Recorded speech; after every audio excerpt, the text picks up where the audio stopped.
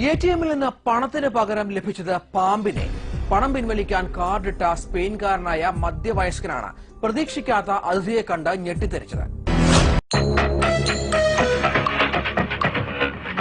അത്യാവശ്യമായി പണം പിൻവലിക്കാൻ പോയ ഒരാൾക്ക് എടിഎമ്മിൽ ലഭിച്ചത് ഒരു വിഷപ്പാമ്പിനെ. സ്പെയിൻകാരനായ ഒരു മധ്യവയസ്കനാണ് എടിഎമ്മിൽ നിന്നും കാശിന് പകരം പാമ്പിനെ കണ്ട് ഭയന്നത്. രാവിലെ ജോലിക്ക് പോകുമ്പോഴാണ് ഇദ്ദേഹം ലോഡിയോയിലെ അലാവയിലുള്ള എടിഎമ്മിൽ നിന്ന് പണം പിൻവലിക്കാൻ കയറിയത്. എടിഎം മെഷീനിൽ നിന്നും പണത്തിനൊപ്പം ഒരു വിഷപ്പാമ്പ് കൂടി പുറത്തേക്ക് വന്നാൽ സ്വാഭാവികമായും ആരായാലും ഒന്ന് ഞെട്ടും.